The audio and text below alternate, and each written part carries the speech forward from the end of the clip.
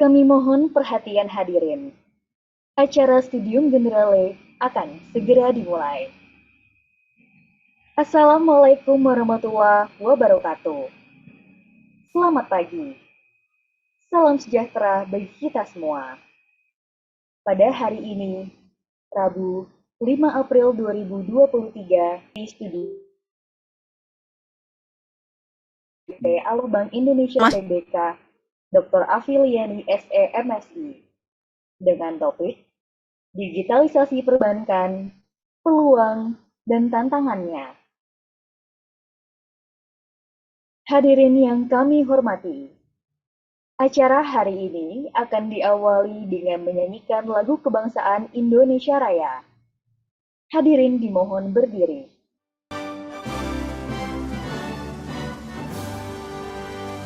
Indonesia, tanah airku, tanah tumpah darahku. Di sanalah aku berdiri, jadi pandu ibuku. Indonesia, kebangsaanku, bangsa dan tanah airku. Marilah kita bersatu, Indonesia bersatu. Hiduplah tanahku, hiduplah negeriku, bangsaku, rakyatku semuanya.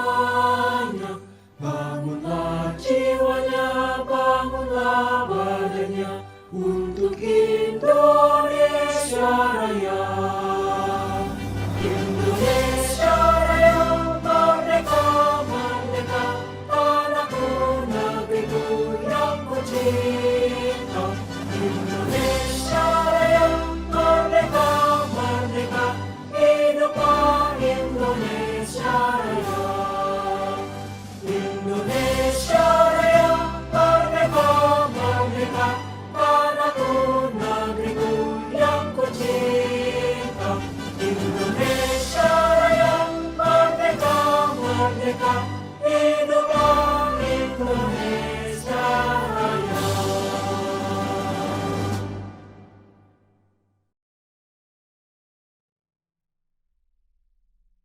Selanjutnya, kita akan mengikuti penyampaian sambutan dari Direktur Kemahasiswaan Institut Teknologi Bandung yang sekaligus akan membuka acara pada hari ini.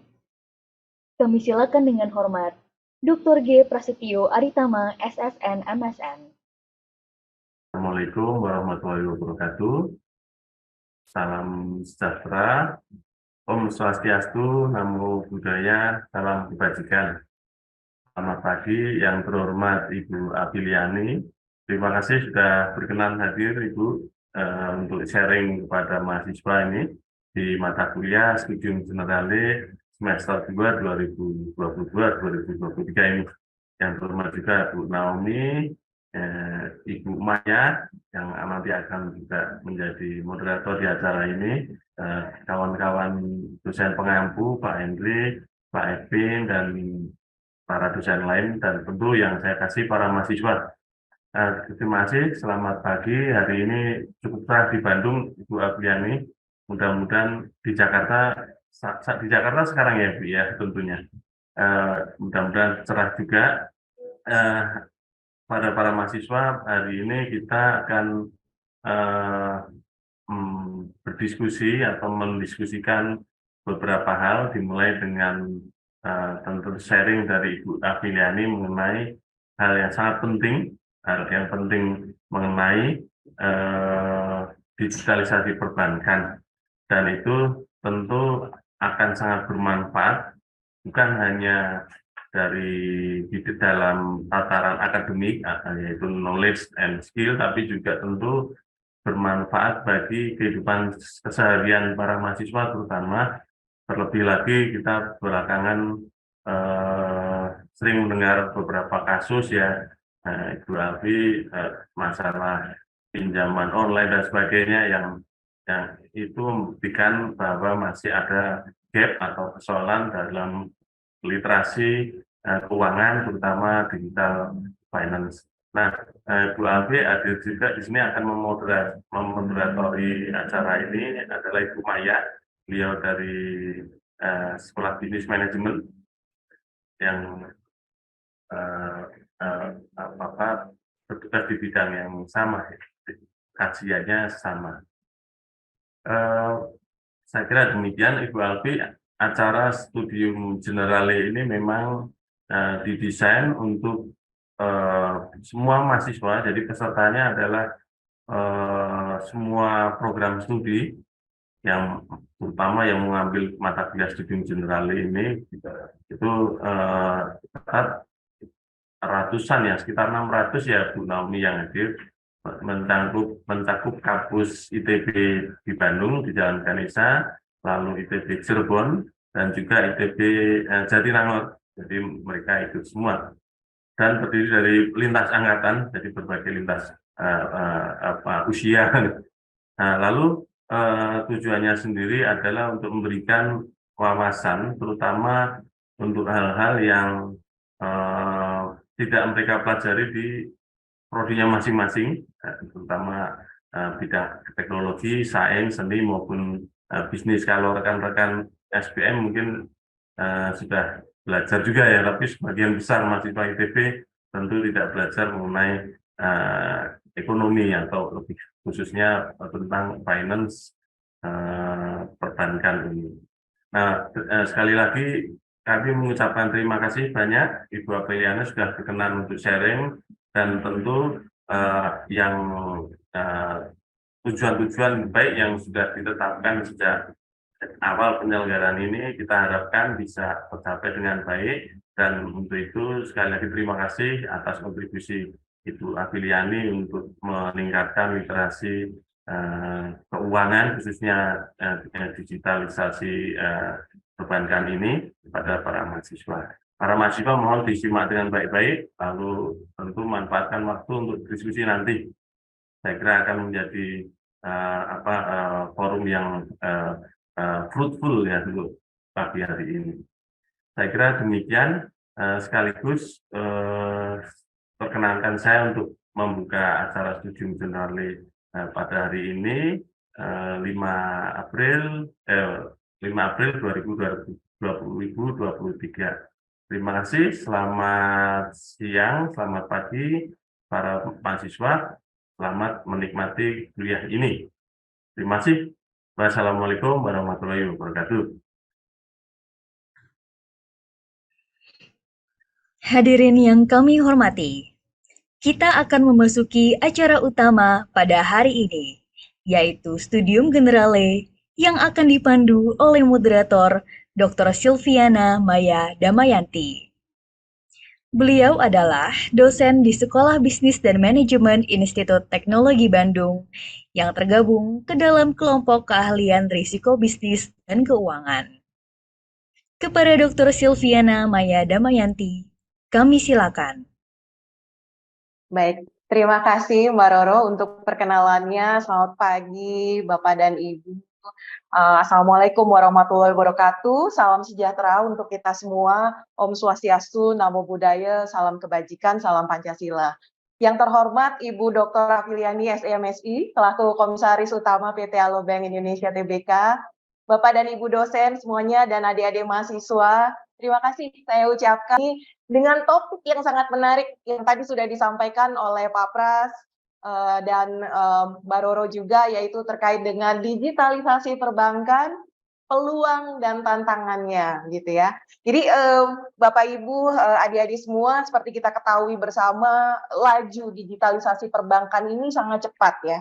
Dan ini tentu tidak terlepas sejak dimulainya pandemi lalu, kita melihat pandemi ini memang cukup menghantam semua negara yang ada di dunia, tapi di balik pandemi kita mendapatkan apa yang kita sebut dengan digitalisasi perbankan yang sangat cepat dan eksponensial kalau saya lihat. Nah, transaksi digital ini meningkat seiring dari preferensi kita, preferensi masyarakat dalam berbelanja online dengan sistem cashless. Siapa sih di sini yang nggak pernah belanja online ya? Semuanya pernah belanja pakai yang orange, pakai yang hijau, yang hitam, apapun itu gitu ya. kita selalu melakukan atau banyak sekali melakukan transaksi dengan sistem cashless. Kenapa? Karena yang pada saat pandemi lalu ada pembatasan mobilitas gitu ya, baik dari kita nggak boleh kemana-mana sehingga semua itu kita lakukan secara digital dan online gitu. Nah, peningkatan transaksi ini, baik volume maupun transaksi dari digital banking inilah yang perlu kita lihat peluang maupun tantangannya. Digitalisasi perbankan sendiri kita bisa lihat ya teman-teman mahasiswa, adik-adik semua, kita bisa lihatnya dari layanan-layanan yang memudahkan para nasabahnya untuk melakukan transaksi. Contohnya mungkin di sini ada yang sudah pernah melakukan investasi di peer-to-peer lending, kemudian kita mungkin juga mengenal apa itu consumer to business, kemudian business to consumer, dan semuanya dilakukan secara bersamaan, mudah, ada di tangan kita, di handphone kita masing-masing. Ya. Namun di balik kemudahannya ini banyak sekali tantangan bagi industri perbankan dan bagaimana cara teman-teman di industri perbankan memberikan layanan yang excellent kepada nasabahnya. Nah, apa saja peluang, tantangan, dan mungkin nanti Bu Afi juga akan cerita tentang dampak dari transformasi digitalisasi di industri perbankan ini. Kita akan langsung mendengar ya dari pakarnya Ibu Dr. Afiliani SMSI selaku Komisaris Utama dari PT Alobank Indonesia Tbk. Namun ditunggu dulu sebelum saya memperkenalkan lebih lanjut Bu Afi, kita akan lihat CV Ibu Afi terlebih dahulu ya. Oke, ya ini CV dari beliau. Jadi Ibu Afi ini lulusan S1-nya dari Sarjana Ekonomi Manajemen dari Universitas Atmajaya. Kemudian beliau mengambil S2 di Pasca Sarjana Fakultas Ilmu Sosial Administrasi Niaga Universitas Indonesia. Kemudian lanjut lagi mengambil S3 di program Doktor Manajemen Bisnis dari Universitas IPB. Lalu pengalaman kerja beliau tuh dari dulu memang cinta begitu ya dengan ekonomi, dengan keuangan gitu. Kita bisa lihat sebelum di Alobank, beliau pernah menjabat sebagai komisaris juga di Bank Mandiri, kemudian di BRI juga sebagai komisaris independen, kemudian beliau juga menjabat sebagai advisor di Kementerian Desa, Pembangunan Daerah Tertinggal dan Transmigrasi. Lalu beliau dari tahun 95 sampai dengan sekarang menjadi ekonom senior di Institute Development Economy and Finance dan masih setia dengan profesi dosennya Bu di Perbanas Institute. Kemudian sejak tahun 2018 beliau menjabat sebagai komisaris independen di PT Bank Mega Tbk dan menjadi komisaris utama PT Alobank Indonesia Tbk sejak tahun 2002 sampai dengan sekarang. Pengalaman organisasi beliau sendiri dari awal yang tadi kita bicarakan bersama, beliau cinta dengan ekonomi, dengan keuangan sebagai Dewan Penasehat Asosiasi Emiten Indonesia, kemudian menjadi anggota Dewan Penasehat Kadin Indonesia, lalu menjadi anggota Dewan Pakar Asosiasi Pemerintah Provinsi seluruh Indonesia, lalu menjadi pengurus Pusat Ikatan Sarjana Ekonomi Indonesia sampai dengan sekarang. Kemudian sejak tahun 2012, Ibu menjadi Ketua Bidang Pengembangan Kajian Ekonomi Perbankan, Research, Publikasi, R&D di Perbanas. Lalu dari 2018 sampai dengan sekarang, Ibu menjadi pengurus IBI untuk bidang sertifikasi profesi. Adik-adik mahasiswa, itu tadi perkenalan singkat dari Ibu Afi, gitu ya. Kemudian kita sekarang akan mendengar paparan dan materi dari Ibu Afi di topik digitalisasi perbankan, peluang dan tantangannya. Silakan kepada Ibu Afi untuk menyampaikan materinya. Kepada adik-adik mahasiswa, kami ucapkan selamat mengikuti Studium Generale ini. Silakan, Ibu. Terima kasih Bu Maya. Selamat pagi Pak Pras, juga Bu Naomi dan Bu Maya, serta para dosen. Karena di sini juga ada sahabat saya, Mbak Riyama Maslan, jadi saya sebutkan. Juga para mahasiswa yang mendengarkan hari ini Studium Generale. Mudah-mudahan apa yang bisa saya sampaikan bermanfaat bagi semuanya. Baik, jadi mungkin sebelum masuk pada digitalisasi perbankan, mungkin karena mungkin ini dari aneka ragam jurusan, saya akan sampaikan dulu mungkin sedikit nanti menyambung kepada perbankan ya. Jadi memang kenapa sih munculnya perbankan gitu ya. Nah, dalam ekonomi itu ada 3 pelaku ekonomi ya. Pelaku pertama itu adalah government, jadi pemerintah itu sebagai salah satu pelaku ekonomi. Yang kedua, pelaku ekonomi itu adalah businessman, jadi para businessman atau perusahaan dalam bentuk BUMN, swasta, itu adalah namanya bisnis ya. Nah, satu lagi adalah masyarakat. Masyarakat itu adalah kita. Kalau kita sebagai diri sendiri itu sebagai masyarakat atau sebagai individu, tapi kalau kita sudah masuk dalam perusahaan, kita sudah menjadi bagian dari bisnis gitu. Jadi sebenarnya di seluruh dimanapun dunia pelaku ekonomi cuma 3 ya. Nah, masing-masing punya tugas ya. Businessman atau para pelaku di bidang bisnis itu tugasnya adalah satu mengambil faktor input dari masyarakat, yaitu mempekerjakan masyarakat, menyewa tanah ya, kemudian berbagai input itu berasal dari masyarakat gitu. Makanya di sini timbal baliknya adalah upah gitu. Kemudian kalau sewa yaitu biaya rental. Sehingga bisnis itu berjalan. Nah, ketika bisnis tidak berjalan apabila pelaku bisnis ini atau para pengusaha ini tidak melakukan ekspansi, maka angkatan kerja yang setiap tahun itu ada 2,5 juta masyarakat kita menjadi angkatan kerja baru, maka tidak terserap. Maka dia menjadi pengangguran. Jadi memang bisnismen ini perlu ekspansi terus agar bisa menyerap tenaga kerja. Nah, kita belum bicara digitalisasi, ini baru bicara ekonomi secara umum dulu. Nanti digitalisasi itu bisa mendistrupsi bagaimana ketenaga kerjaan gitu ya. Nah, kemudian lalu barang dan jasa yang dihasilkan oleh para bisnismen ini dikemanakan gitu ya. Maka dijual kepada masyarakat juga. Jadi sebenarnya masyarakat itu mendapat upah dari para pengusaha untuk membeli barang dan jasa lagi gitu. Maka ekonomi itu berputar ya. Nah, kemudian para pengusaha mendapatkan hasil pembelian masyarakat itu dalam bentuk barang dan jasa, yaitu berbentuk uang gitu. Nah, itu perputarannya. Nah, di tengah itu ada yang namanya pemerintah. Nah, pemerintah di sini tugasnya adalah menarik pajak dari pengusaha dan masyarakat untuk dikembalikan lagi dalam bentuk public goods ya. Nah, apa itu public goods? Public goods adalah barang-barang yang kita nikmati tapi kita tidak mengeluarkan uang, maka itu disebut dengan public goods. Jadi contohnya kita menggunakan jalan, yang jalan nggak bayar itu adalah public goods. Tapi kalau jalannya sudah bayar, maka itu sudah disebut private goods, yaitu jalan tol misalnya gitu. Lalu berbagai fasilitas yang kita nikmati gratis, termasuk keamanan, itu adalah yang disebut dengan public goods gitu. Nah, itulah perputaran ekonomi.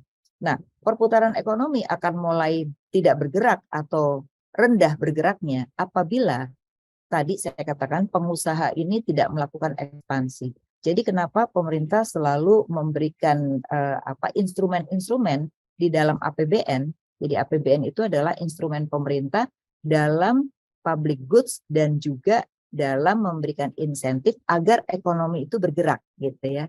Nah, contohnya ketika pandemi.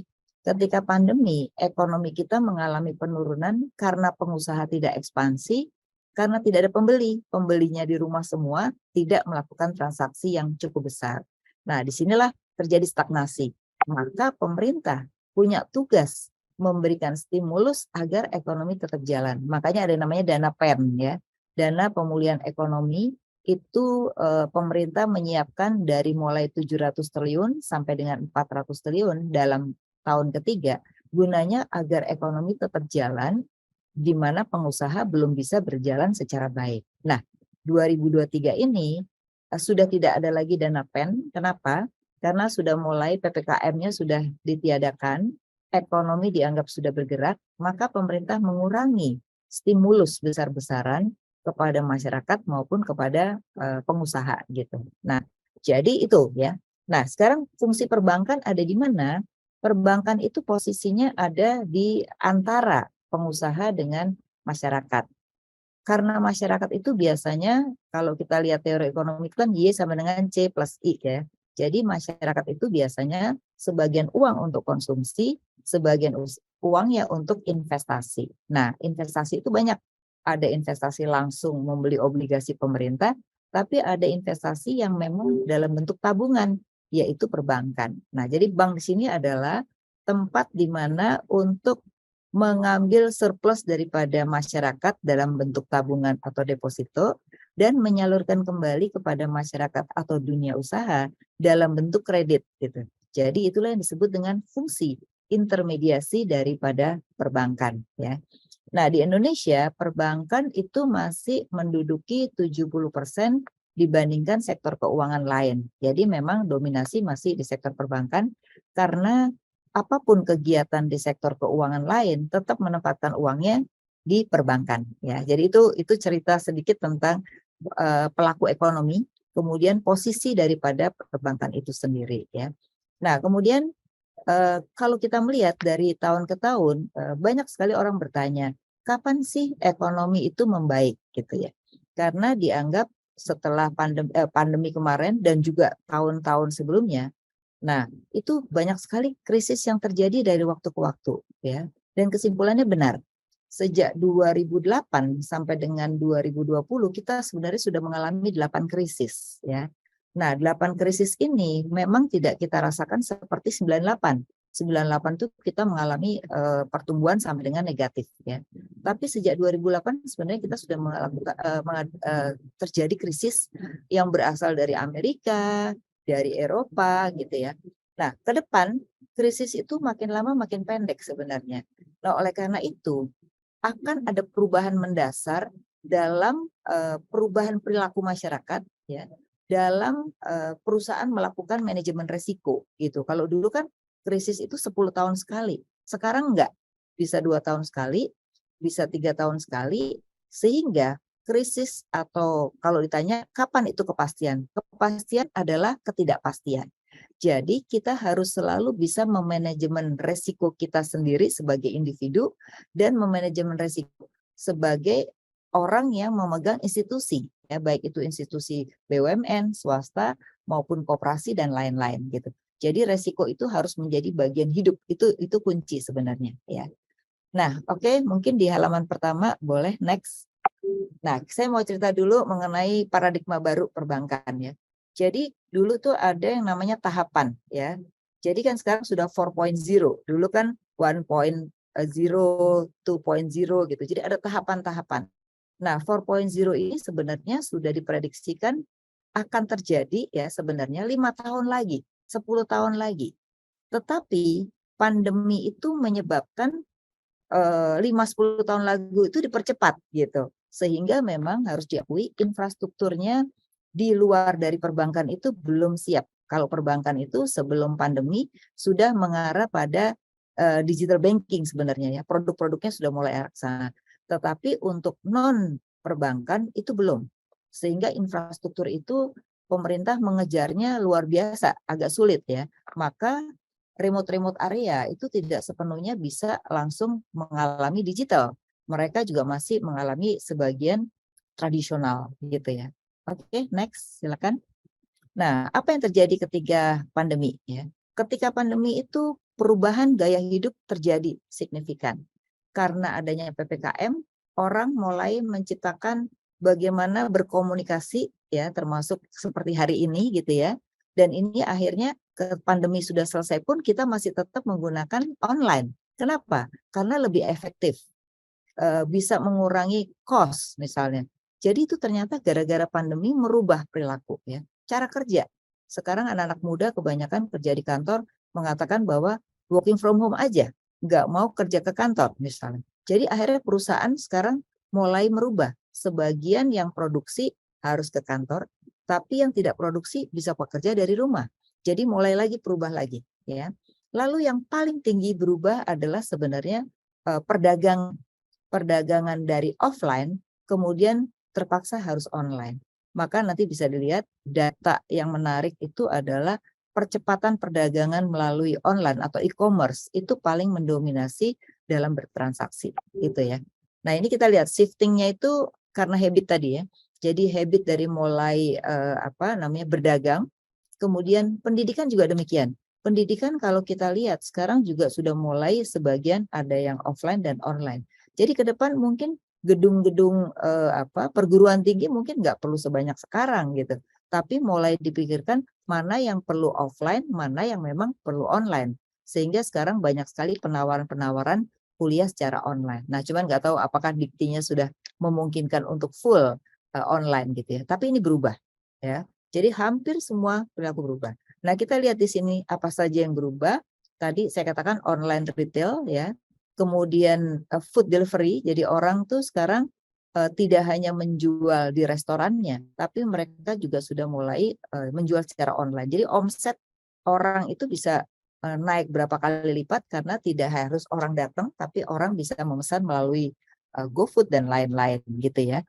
Nah, yang ketiga juga demikian rumah sakit ya. Rumah sakit itu kalau orangnya memang harus ditunggu baru dia ke rumah sakit. Tapi sekarang sudah dulu malah duluan Halodoc itu udah lama ya sebelumnya pandemi sudah mulai. Nah, sekarang mulai diikuti oleh banyak rumah sakit. Jadi kalau rumah sakit atau tadi restoran-restoran tidak merubah cara bekerja mereka, maka mereka akan tertinggal.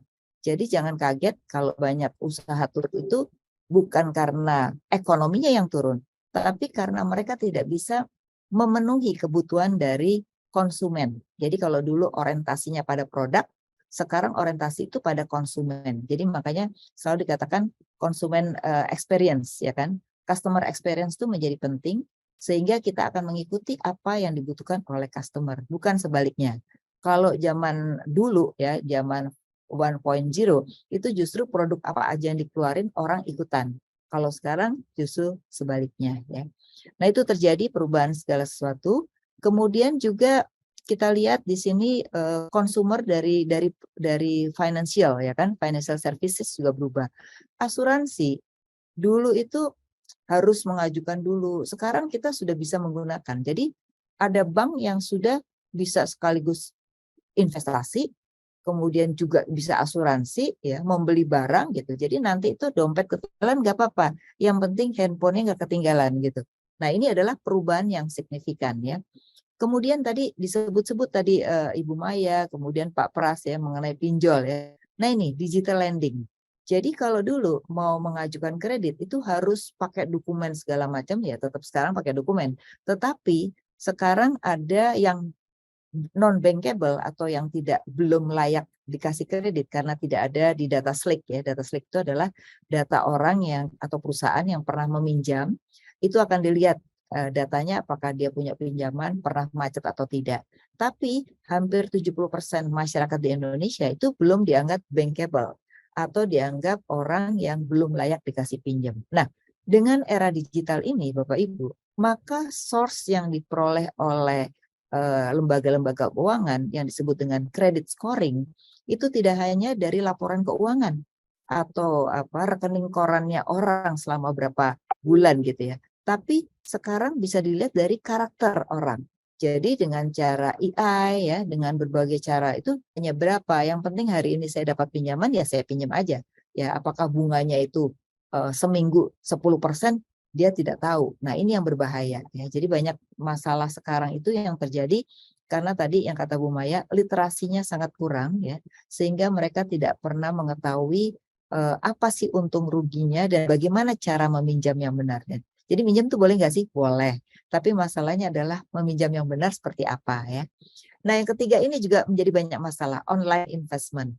Banyak sekali penipuan atau orang tertipu ya, dan tertipunya itu yang kayak kemarin misalnya robot trading ya. Kemudian berbagai macam cara, bahkan bukan hanya orang tidak terdidik, orang terdidik pun banyak tertipu gitu. Kenapa? Karena mereka hanya melihat return, tidak melihat risk-nya. Jadi kalau investasi itu yang harus dilihat risk-nya dulu, baru return-nya. Jadi kalau risk-nya itu kita bisa tolerance, maka kita ambil investasi itu. Tapi kalau risk-nya kita anggap tidak bisa kita tolerance, ya jangan diambil gitu. Nah, di masyarakat kita masih banyak. Nah, jadi sekarang kita sudah bisa membeli saham, membeli obligasi sendiri melalui ya rekening bank di mana mereka punya kerjasama dengan berbagai perusahaan investasi ya. Nah, yang keempat ini adalah digital payment. Nah, ini yang disebut dengan e-wallet ya. Jadi ada e-money, e-wallet yang kita tinggal ngetap-ngetap aja ya. Kalau kita parkir, kita jalan tol itu adalah digital payment. Jadi di sini adalah yang baru itu adalah BI Fast namanya. Jadi BI Fast itu Bank Indonesia yang menjadi operator untuk sistem pembayaran ya. Dan ini hampir semua bank, baik itu bank konvensional atau bank digital. Ya, jadi sekarang nih bank konvensional atau digital itu sebenarnya nggak ada bedanya karena dua-duanya disebut bank umum. Cuman bank digital itu biasanya merajin karena tidak perlu punya banyak cabang ya. Jadi misalnya kayak di tempat saya Alobank itu cabangnya cuma 2 gitu. Tapi orang sudah bisa melalui apps bisa membuka dan bisa bertransaksi sendiri ya. Lalu tetap kalau ada masalah sudah ada yang menyiapkan ya, harus telepon kemana untuk komplain gitu. Nah, kalau bank konvensional itu masih punya banyak cabang ya. Jadi sekarang pilihan apakah bank itu mau menjadi full digital gitu ya, ataukah mereka punya 2 ya. Ada bank misalnya kayak BCA, dia BCA-nya tetap tapi dia punya Blue namanya yang disebut dengan bank digital ya. Bank lain juga demikian. Tapi ada bank yang memang full ke digital saja. Nah, ini memang sebuah pilihan ya bagi pemiliknya apakah memang mau salah satu atau punya dua-duanya gitu ya. Yang penting ujung-ujungnya ada KUB ya. Jadi KUB itu memang harus ada satu yang bertanggung jawab untuk bank-banknya yang lain dalam satu kepemilikan gitu. Nah, oke, yang ketiga adalah business operation. Jadi pertama tadi digital platform ya. Jadi kalau digital platform itu mereka itu ibaratnya hanya sebagai penghubung antara supplier dengan konsumen. Jadi contohnya di sini tadi food delivery ya. Jadi food delivery itu adalah dia hanya menjadi perantara antara yang menjual dari restoran kepada konsumer. Nanti di sini dia hanya mendapat fee saja. Ya, jadi yang paling atas itu sebenarnya hanya mendapat fee, hidupnya dari fee ya. Nah, yang kedua ini lebih pada transaksinya atau lembaga keuangannya. Nah, yang ketiga ini adalah pada sektorial ya. Jadi sektorialnya macam-macam. Dia ada karena kita bicara tentang kerja working from home gitu ya. Kemudian mereka juga partnership ya antara perusahaan dengan perusahaan misalnya itu juga membutuhkan integrasi daripada solusi digital. Jadi ini juga penting ya. Nanti hubungan antara perusahaan itu nanti yang namanya digital itu nanti harus menjadi ekosistem. Digital tanpa ekosistem akan susah karena masyarakat kita itu sekarang sudah semakin smart ya, di mana mereka tuh nggak mau repot. Kalau perlu satu rekening aja udah bisa ngapa-ngapain, nggak perlu punya banyak bank. Nah, ini adalah tantangan buat bank digital juga untuk meningkatkan pelayanan agar masyarakatnya nggak pindah. Ya, kalau selama ini Bapak Ibu tahu yang namanya burning money ya, bakar-bakar uang ya. Bakar-bakar uang itu sebenarnya sudah berakhir saat ini. Makanya banyak startup yang juga tutup. Kenapa? Karena ketika mereka membakar uang dengan memberikan diskon besar-besaran ya, masyarakat memanfaatkan. Tapi ketika diskon itu selesai, maka masyarakat tidak gunakan lagi. Nah, ini hati-hati. Ya, banyak orang hanya memanfaatkan data banyak itu sebagai suatu keunggulan. Padahal kalau data itu tidak bisa melakukan transaksi, maka data itu menjadi sampah gitu ya. Nah, ini banyak terjadi. Makanya banyak startup yang akhirnya mati ya. Jadi burning money itu punya resiko yang tinggi ketika akhirnya tidak bisa melanjutkan ya. Dan sekarang banyak perusahaan yang sudah tutup atau diakuisisi oleh perusahaan lain. Next. Berikutnya.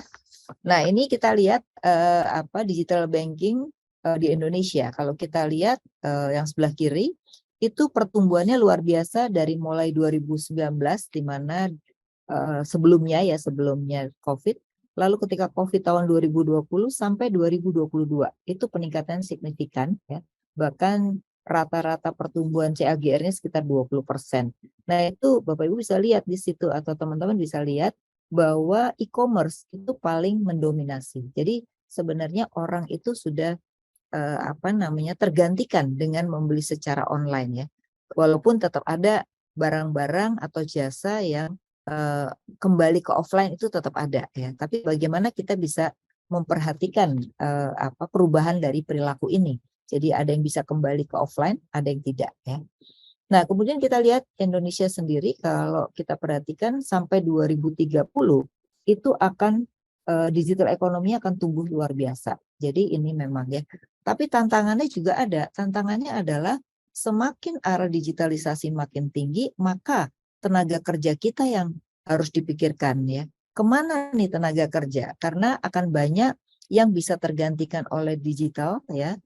Kemudian orang-orang ini akan tidak bisa terpakai. Maka memang perlu adanya link and match antara ketenaga kerjaan dengan perguruan tinggi. Karena kalau tidak, akhirnya banyak sarjana ya asal sekolah, yang penting lulus, tapi sebenarnya nggak tahu ke depan itu kebutuhannya apa. Nah ini penting sekali.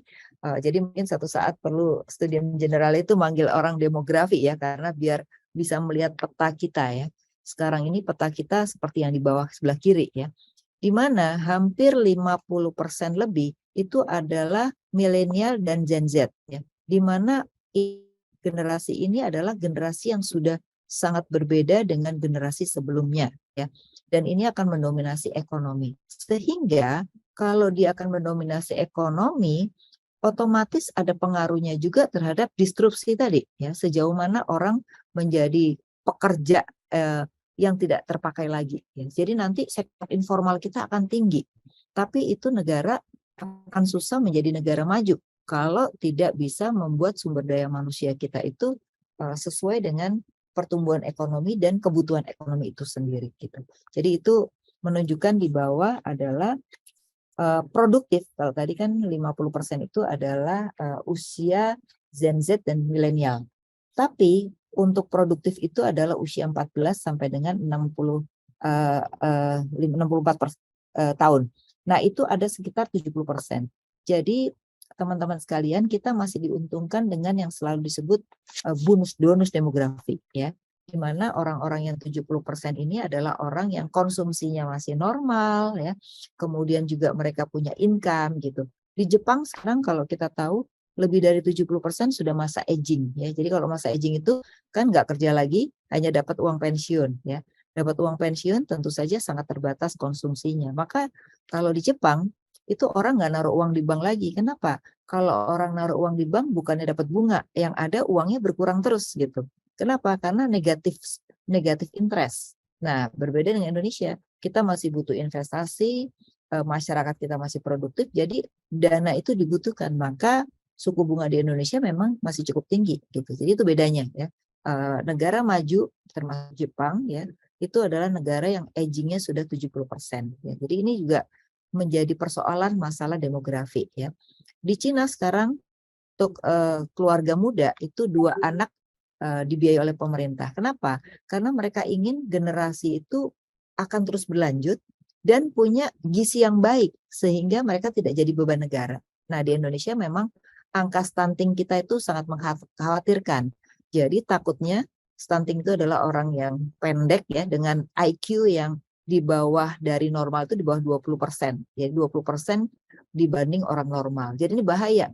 Kenapa? Karena begitu dia dewasa justru jadi beban negara, bukan menjadi usia produktif gitu. Nah, ini yang bahaya. Jadi memang PR kita menuju menjadi negara maju dengan usia produktif ini adalah bagaimana menjaga stuntingnya itu rendah, gizinya semakin baik sehingga generasi ke depan itu memang bisa berkontribusi terhadap negara maju gitu. Ya, itu tantangannya gitu. Nah, kemudian yang sebelah kanan itu juga kita lihat ya penggunaan apps, mobil apps. Nah, ini juga kita lihat tinggi sekali. Artinya bahwa orang itu sekarang sudah memanfaatkan digitalisasi ya, terutama adalah transaksi di dalam sektor keuangan itu sudah sangat tinggi ya. Jadi ini juga tantangannya adalah apa? Cyber security ya, di mana memang ini yang masih menjadi PR antara regulasi dengan infrastrukturnya ya, sehingga jangan sampai orang jadi tidak percaya hanya gara-gara dengan cyber security yang semakin banyak juga hacker-hacker gitu ya. Nah, ini yang memang masih menjadi tantangan perbankan maupun juga pemerintah. Nah, yang di bawah sebelah kanan itu menarik juga, di Indonesia dan juga beberapa negara orang yang belum punya rekening bank itu juga masih cukup besar ya, yang warnanya yang putih gitu ya, cukup besar ya. Sedangkan yang punya rekening itu yang warna merah gitu ya. Nah, inilah dengan adanya digitalisasi ini, maka dengan mudah orang bisa mendaftar sendiri, orang dengan biometrik, itu diharapkan memang orang itu akan semakin ke arah ke arah bank itu semakin memahami dibandingkan sebelumnya. Kalau sebelumnya kan mereka harus ke kantor cabang, mereka harus berbagai dokumen. Kalau sekarang sudah dimudahkan dengan adanya Dukcapil, cukup dengan KTP, orang sudah bisa buka rekening. Jadi ini diharapkan nanti akan tumbuh lebih tinggi lagi untuk orang itu semakin memahami tentang sektor keuangan dan bank. Ya, di Indonesia masih cukup banyak, hampir 50%. Next, berikut. Nah, kemudian kita lihat di sini adalah digital banking sendiri, ya, transaksi elektronik itu menarik sekali. Di sebelah kiri tingkatannya sudah sangat tinggi, ya, jadi transaksinya itu sudah naik signifikan. Ini menunjukkan bahwa apakah akan turun? Kelihatannya orang sudah dimudahkan dengan digital, tidak mungkin lagi. Nah, memang digital ini problemnya adalah teknologi itu kan berkembangnya begitu cepat, ya kan? Nah, kalau orang investasinya itu belum break even, udah harus investasi lagi karena perubahan. Nah, itu sangat mahal biayanya. Maka di sini yang terjadi, mulailah terjadi perubahan. Jadi kalau dulu orang itu mengarah pada konglomerasi, ya, konglomerasi itu artinya semuanya pengen punya sendiri. Nah, sekarang itu adalah bagaimana justru mereka membangun ekosistem, baik ekosistem itu dengan pemilik yang sama atau ekosistem dengan pemilik di luar dari kepemilikan. Nah, itu nanti saya tunjukkan contoh di Alobank, ya, gimana kerjasama dengan internal maupun dengan eksternal. Jadi era sekarang itu tidak ada lagi era persaingan, yang ada eranya berekosistem, win-win solution di antara bagian dari ekosistem. Jadi nanti ada sharing cost, ada sharing revenue. Jadi tidak lagi masing-masing saya untung, Anda buntung gitu. Udah nggak gitu lagi. Nah, jadi memang ke depan itu bisnis itu akan berubah sekali dibandingkan teori-teori zaman dulu, ya. Kita harus bersaing. Kalau bersaing itu mesti seperti apa gitu. Karena dengan bersaing kita justru apa? Kita justru cost-nya mahal. Ya, contohnya tadi burning money. Kita kasih diskon, tetapi habis itu selesai gitu. Habis itu mati perusahaan. Tapi bagaimana kita menjalin kerjasama agar saling menguntungkan gitu. Oke, kemudian yang di bawah bank yang ditutup, ya. Nah, itu yang terjadi, itu karena perubahan juga, ya. Kemudian selama COVID kita juga lihat top up e-wallet makin banyak, ya. Kemudian transfer itu juga sudah banyak menggunakan, hampir lebih 78% sudah menggunakan layanan digital banking juga, ya. Lalu routine payment, jadi kita bayar listrik dan lain-lain sudah juga menggunakan itu. Jadi orang itu sudah semakin ke bank, ya, atau ke cabang. Purchase itu membeli juga, ya, tadi dengan online. Kemudian virtual account payment, ya, kita sudah ada nama kita di rekening itu buka, jadi kita sudah tahu berapa tagihan kita, nggak perlu lagi cari-cari email, tetapi tagihannya sudah ada di dalamnya. Itu juga sudah ada. Credit payment di situ juga. Jadi kalau dilihat transaksi apa saja yang terjadi, ya. Kemudian yang berikutnya adalah QRIS. QRIS juga gitu, meningkat signifikan dengan merchant-merchant, ya. Jadi QRIS itu adalah jadi kalau BI Fast itu kalau kita transfer, tapi kalau QRIS itu adalah biasanya kita belanja, tinggal nge-tap handphone kita kepada QR yang sudah ada di setiap merchant. Jadi merchant itu biasanya harus punya QR, ya. Kalau merchantnya nggak punya QR, kita nggak bisa bayar pakai QRIS. Nah, jadi inilah yang memudahkan kita tadi, nggak usah bawa dompet, asal bawa handphone, ya. Dan handphonenya tentunya ada e-walletnya, ya, atau ada debitnya. Ya, next berikutnya. Ya. Nah, ini kita lihat sebelumnya, ya. Satu lagi, nah ini kita lihat, ya, di Indonesia, ya, tumbuhnya luar biasa. Begitu waktu itu sebenarnya waktu sebelum pandemi ada beberapa yang sudah perusahaan baru, tetapi waktu itu belum populer. Tapi begitu ada pandemi, teman-teman bisa lihat di sini ada yang namanya P2P lending, ya. P2P lending itu adalah mereka itu menggunakan dana untuk memberikan pinjaman. Cuman P2P lending itu nggak boleh mengambil dana dari masyarakat. Jadi mereka harus mengeluarkan obligasi atau mereka join dengan bank gitu. Jadi tugas mereka hanya memberikan kredit dan hidupnya mereka biasanya kalau dana itu dari pihak lain dia dari fee saja hidupnya, ya. Nah, makanya sekarang banyak bank membeli P2P atau P2P punya bank gitu. Karena mereka membutuhkan dana, ya. Kemudian yang sebelah kanan itu adalah mobile wallet, jadi OVO itu GoPay dan lain-lain. Jadi jumlahnya juga cukup banyak ya. Di luar dari bank mereka juga punya gitu. Jadi kalau kita lihat fintech itu roadmap-nya seperti ini. Ya banyak ya, bahkan jumlahnya ratusan, tapi ini yang aktif ya.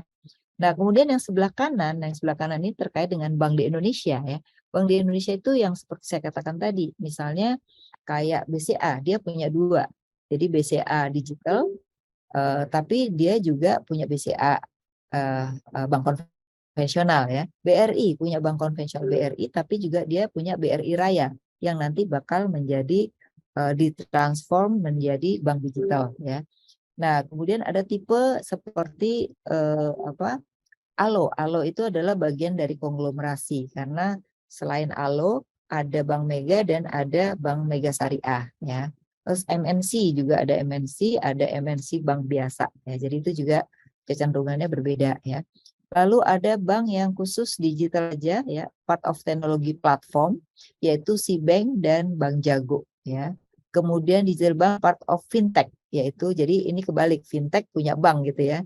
Itu yang disebut dengan aku laku. Jadi aku laku membeli bank gitu. Jadi ini modelnya berbagai macam ya. Tapi inilah landscape daripada sektor keuangan ya. Next, berikutnya. Nah, ini kita lihat perbedaan dari tradisional bank ke new age bank ya.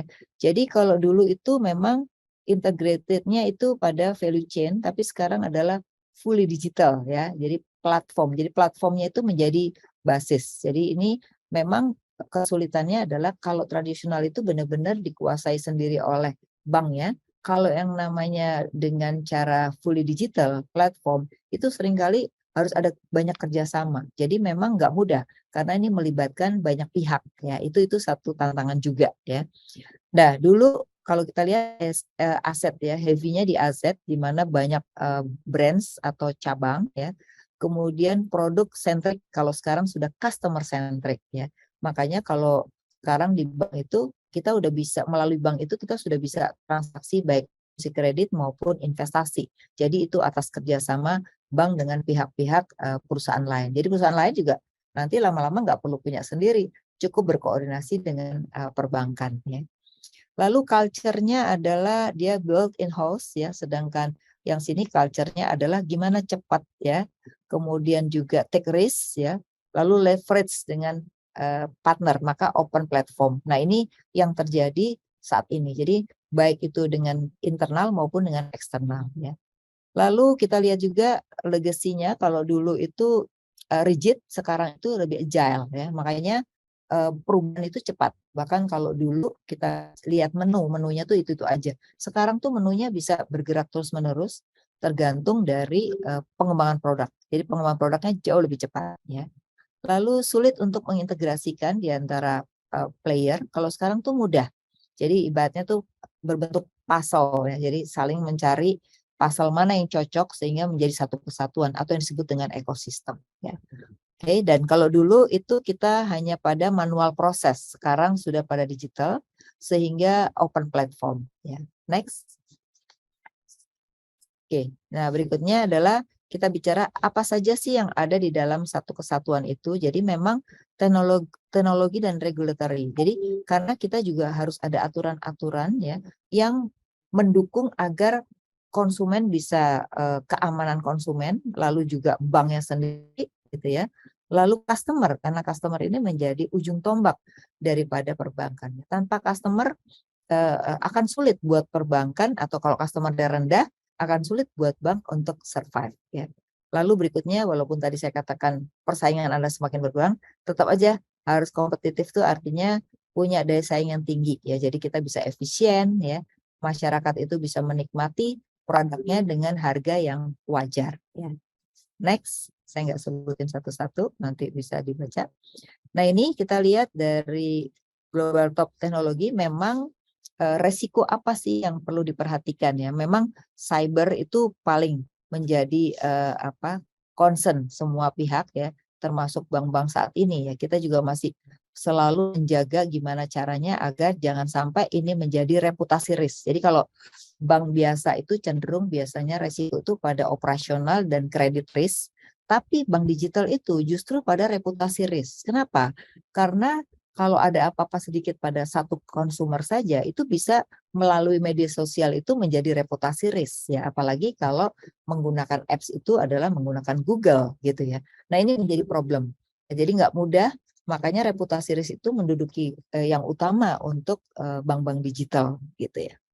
Nah ini next aja, ini mungkin terlalu teknis. Nah, lalu di dalam regulatorinya juga sudah diatur oleh Bank Indonesia ya, Bank Indonesia yang khususnya karena paling banyak hubungannya transaksi itu dengan Bank Indonesia, lalu juga OJK, di sini OJK sebagai pengawas bank ya, juga yang mengatur bank ya. Bagaimana dengan POJK ini diatur dari mulai teknologi apa saja yang harus dilakukan oleh bank agar teknologinya yang digunakan itu memang sudah dianggap resikonya rendah, kemudian produk-produk apa juga itu harus mendapat izin. Jadi produk itu tidak bisa seenaknya untuk lakukan ya. Makanya kita kalau dilihat dibandingkan sekarang dari Silicon Valley yaitu kita sudah jauh lebih baik. Kenapa? Karena sudah sangat prudent ya. Sedangkan mereka kemarin bank-bank mereka itu memberikan startup sebagian besar. Nah, startupnya lagi jatuh, banknya juga ikut jatuh gitu. Nah,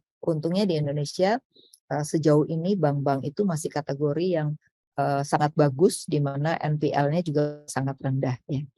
Nah kemudian inovasi dalam payment ya, jadi payment itu sekarang dengan adanya BI Fast itu dimurahkan, itu murah sekali. Dulu itu hanya 6.500 per transaksi, sekarang hanya 2.500. Jadi ini juga mengurangi biaya. Jadi masyarakat itu semakin banyak diuntungkan dengan bank digital ya.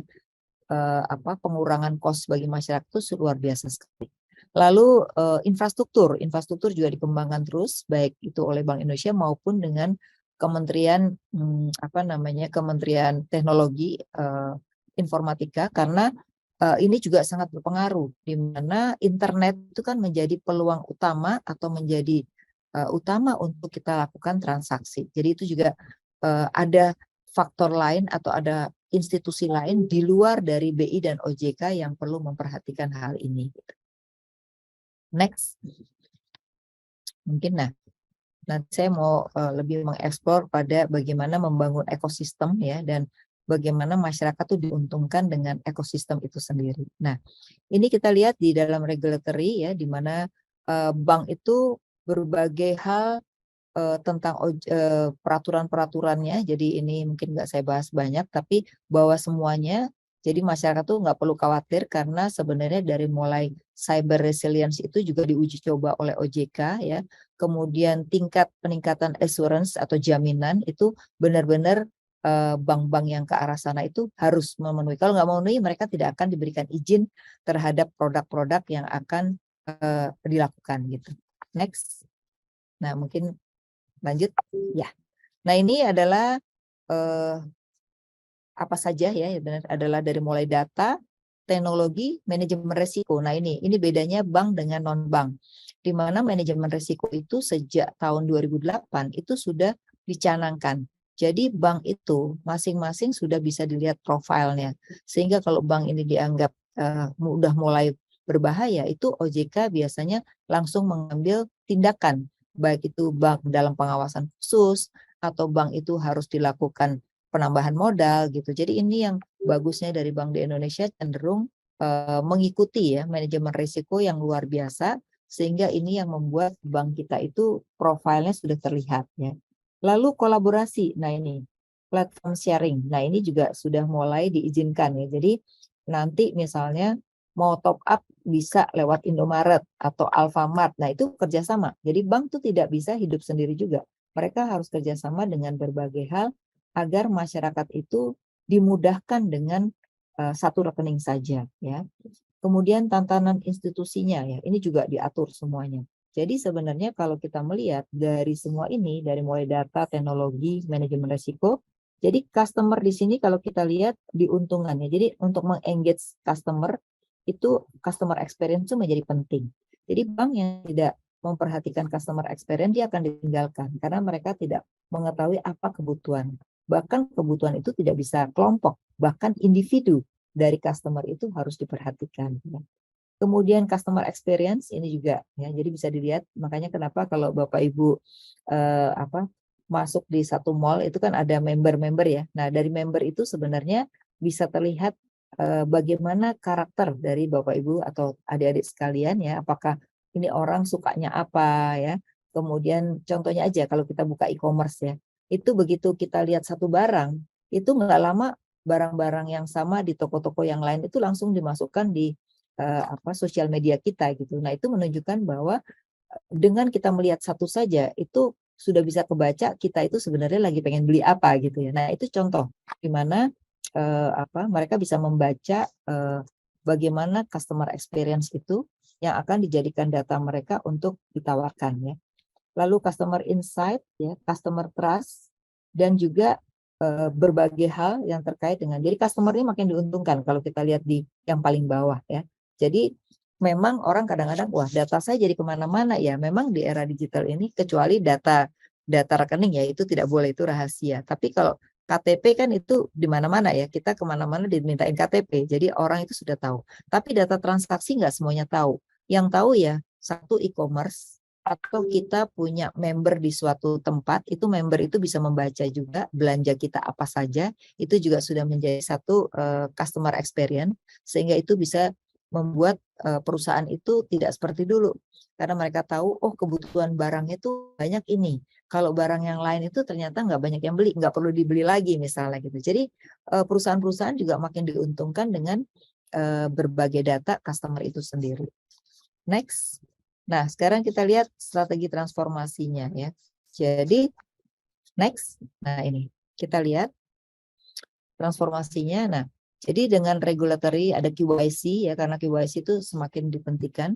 Lalu kan sekarang ada undang-undang data pribadi ya. Jadi ini juga nggak mudah bagi bank. Tantangannya adalah karena kalau ada apa-apa mesti izin dulu sama customer. Jadi tidak boleh memberikan data sembarangan, tapi harus izin dengan customer ya. Terus ada anti money laundering ya. Jadi karena di Indonesia dan seluruh dunia juga sekarang bagaimana mengurangi berbagai korupsi ya. Terus berbagai hal maka anti money laundering itu ada. Jadi bank-bank itu wajib ya. Terutama para pejabat itu sudah pasti harus dilaporkan gitu ya. Terus risk management ya. Terus informasi disclose. Lalu juga investor sustainability. Lalu teknologi di sini kita lihat ya big data dan lain-lain ya biometrik ya sekarang juga sudah mulai dilakukan untuk buka rekening dan lain-lain bahkan kalau kita mau bayar nggak mau pakai PIN bisa pakai biometrik. Lalu customer centric-nya sendiri di mana produk yang dikembangkan ya itu adalah selalu pada customer centric bukan hanya sekedar pada produk. Jadi produk itu diciptakan karena kebutuhan. Jadi bukan kebalik. Produk dulu konsumennya harus membutuhkan, enggak gitu ya. Jadi ini sudah terjadi perubahan yang mendasar.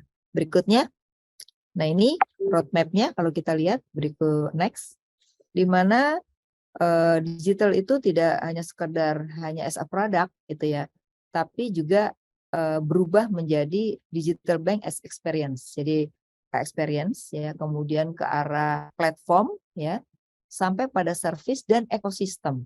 Jadi ini ada tahapan-tahapan yang era banking itu sudah berubah signifikan ya. Jadi mulai dari sendiri digital is a product gitu ya. Lalu digital adalah merupakan experience sampai pada ekosistem. Nah, ini yang nanti contohnya adalah Alobank ya. Kebetulan di Alobank ini sudah melakukan sampai dengan pada era ekosistem itu sendiri. Next.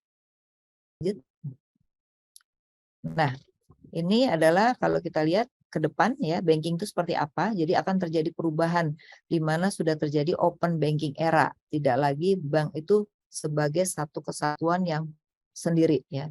Nah, salah satunya di sini kalau kita lihat adalah pembukaan account itu juga sudah mudah sekali, tidak perlu ke bank. Sekarang kita bisa buka sendiri ya. Nanti abis ini bisa mencontohkan kalau membuka langsung dengan apps ya tanpa harus ke bank ya. Kemudian juga di situ ada merchant, ya merchant itu adalah kerjasamanya dengan siapa aja. Jadi nanti akan saya tunjukkan yang contohnya Alo itu supaya kita bisa memahami gimana sih pola kerja bank digital gitu ya. Kemudian dikaitkan juga dengan lending atau kredit platform. Jadi ada yang namanya pay later. Jadi kalau kita beli barang di satu e-commerce, lalu kita bisa langsung kredit berapa lama gitu ya. Jadi nggak perlu lagi harus tersendiri, tapi begitu kita beli barang langsung nanti dilihat dan itu biasanya di-approve-nya berapa, apakah di-approve semua atau enggak. Itu akan dilihat dari credit scoring dari masing-masing orang ya. Kemudian payment network, nah ini payment network ya antara satu dengan bank lain atau bank dengan pihak lain, termasuk juga perusahaan sekuritas dan lain-lain ya. Lalu cross industry partnership ya, di mana tidak hanya sektor keuangan tapi juga partnership itu non keuangan ya. Jadi misalnya kalau di ALO itu dengan Transmart ya, dengan Metro gitu.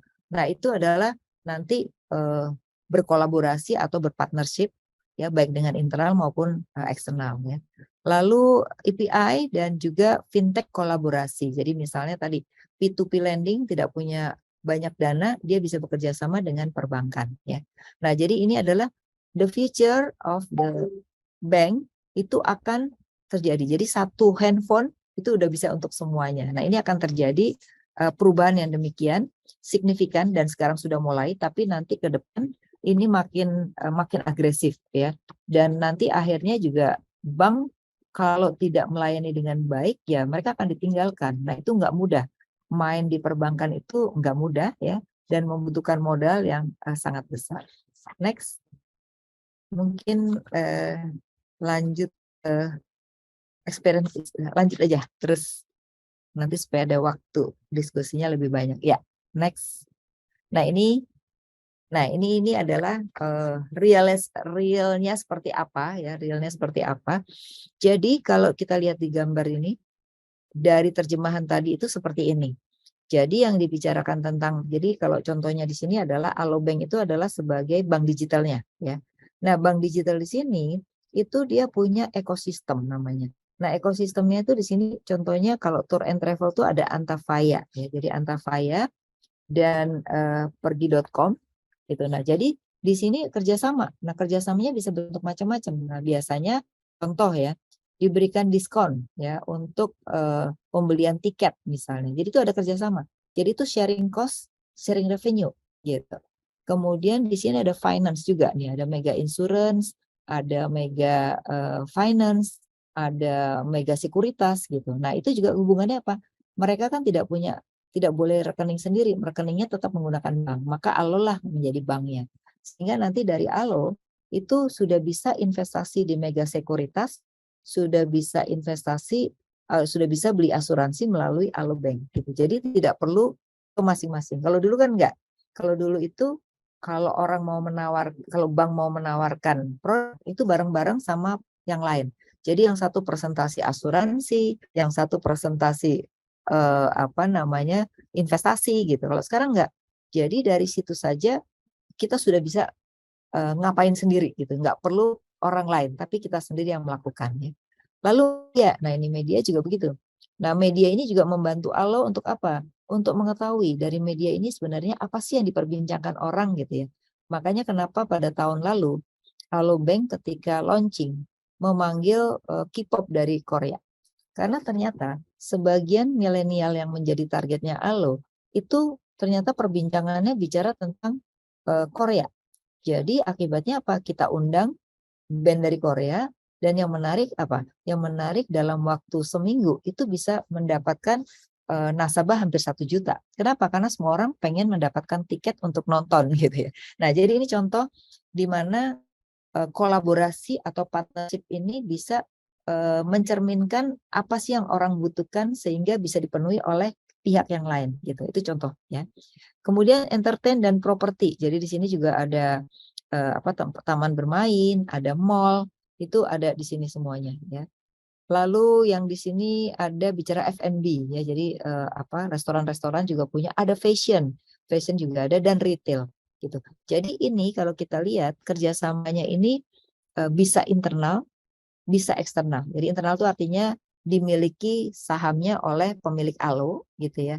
Tapi juga bisa di luar dari pemilik Alo. Jadi itu yang harus dilakukan. Tanpa ekosistem, bank digital tidak akan bisa berjalan dengan baik. Kenapa? Karena pada dasarnya orang itu mencari, tadi saya katakan satu cari diskon terus. Ya, begitu diskon nggak ada, orang pergi. mencari lagi diskon yang lain lagi. Jadi begitu terus. Mereka akan bertualang satu demi satu. Maka di sini yang sudah dibangun di dalam ekosistem ini memang selalu harus sharing di dalam cost, tapi memenuhi kriteria dari kebutuhan dari konsumen gitu. Jadi ini yang susah-susah gampang itu di sini. Jadi nanti kalau tidak ada ekosistem, maka cenderung bank digital itu akan susah gitu. Jadi ini akan cenderung masing-masing seperti ini ya, baik ini sektor real dan keuangan maupun hanya keuangan saja gitu. Oke, next. Nah, ini produknya, yang di bawah produknya ada Alo Prime, ada Alo macam-macam ya. Nah, kita lihat ini adalah kerjasamanya ya. Dimana kalau kita melihat kuncinya adalah bisa mengakuisisi dan memonetize ya daripada ekosistem CT Corp, itu yang sebelah sini ya. Nah, yang lain itu sebelah kanan ada Bukalapak ya, ada Grab, ada Indosat ya. Jadi kita juga punya, atau Alobank ini mempunyai juga eksternal, karena kalau dimiliki sendiri kan pasti ada hitung-hitungannya ya, mana yang memang perlu dari luar ya dari luar aja, nggak perlu semua dimiliki oleh sendiri. Lalu gimana dengan ranking ya, aksesnya, di mana kalau kita lihat di aplikasinya di situ ya, kemudian juga bisa melalui channel lain ya, ini juga perlu, jadi tidak hanya pada satu aplikasi tapi juga bisa melalui yang lain-lain ya. Kemudian teknologinya gimana ya, ini dari big data sampai dengan advance teknologi. Jadi ini juga penting karena kalau teknologinya makin canggih gitu ya, atau mengikuti arus teknologi yang baru, itu biasanya juga diikuti oleh masyarakat. Masyarakat tuh semakin membutuhkan hal tersebut gitu ya. Next, nah ini kita lihat berikut. Nah ini ya, jadi ini bukan promosi tapi ini sekedar contoh ya yang paling nggak punya gambaran ya sebenarnya apa sih keuntungan bank digital gitu ya. Bank digital itu cenderung maka dia berbentuk ekosistem. Kalau bank-bank konvensional Bapak Ibu lihat biasanya belum mengarah pada ekosistem yang satu untuk semua gitu. Kalau ini sudah ada. Jadi kalau dilihat dari ini gambar handphonenya ini ya, itu menu-menunya sudah ada. Jadi mau apa di situ dan dengan tawaran-tawarannya sudah ada ya. Jadi ini misalnya Trans NMB dapatkan 25.000 diskon misalnya gitu ya. Nah, ini yang dibutuhkan. Kenapa? Karena bank digital ini adalah bukan orang yang duitnya banyak. Kalau orang duitnya banyak, naruh uang 10M aja nggak berani. Dia mesti ketemu orang meyakinkan uangnya gitu ya. Jadi kebanyakan di sana. Tapi orang yang lebih mengarah pada banyak transaksi, orang yang mengarah pada level lebih pada transaksi sehari-hari, itu yang menggunakan ini. Jadi itu ada bedanya antara bank konvensional kebanyakan yang menggunakan dengan bank digital ya. Nah itu shopping yang di atas ya. Nah itu contoh-contoh di mana tawaran-tawaran itu ada di dalam handphone ini ya. Nah itu adalah contohnya. Jadi kalau kita melihat sebenarnya teman-teman sekalian dan Bapak Ibu, bank digital ini memang kalau diperhatikan masih belum banyak yang mempunyai keuntungan yang tinggi. Kenapa? Karena yang namanya bank digital itu perlu membangun database ya. Nah, dari database itulah keuntungan utama mereka adalah memberikan fasilitas yang namanya pay later. Ya, pay later itu ibaratnya adalah kalau kita beli barang misalnya 500.000, nah itu biasanya dikasih cicilan dalam 3 bulan sampai 1 tahun. Biasanya pinjamnya paling banyak itu 1 tahun. Jadi lebih banyak pinjamannya itu short term ya. Nah, itulah income daripada bank digital ya. Yang kedua adalah transaksi ya, tapi pasti itu kecil. Paling besar itu justru dari pay later ya. Nah, jadi memang nggak mudah. Butuh 2 tahun untuk membangun database dulu ya. Kemudian database itu sendiri adalah apakah database itu sampah atau tidak. Karena kalau dari database itu merupakan sampah, hanya mereka buka ketika diskon dan tidak diskon dia tutup lagi atau uninstall. Nah itu berarti kita belum mampu untuk memenuhi customer experience. Nah itulah yang harus dijaga oleh bank digital. Jadi menjadikan bank digital itu peluangnya banyak ketika dia mampu untuk melakukan ekosistem dan dia bisa melayani dengan baik, maka dia akan revenue-nya akan besar. Tapi ketika menjadi bank digital, dia tidak bisa memenuhi kebutuhan masyarakat ya, dan tetap juga kita ada 8 di sini, ada di Indonesia ini yang dikasih izin bank digital ada 8 ya. Tapi yang lainnya lebih banyak produknya. Jadi kalau ditanya apakah bank konvensional itu nggak digital? Produknya iya digital, tapi mereka masih tetap punya cabang, mereka masih bisa melayani secara offline ya. Tapi kalau bank digital itu cabangnya hanya 2. Jadi biasanya apa-apa tuh melalui telepon atau bisa dengan chatbot gitu ya, itu yang terjadi. Nah, saya pikir itu yang bisa saya sampaikan, mungkin nanti kita akan banyak diskusinya lebih bagus ya.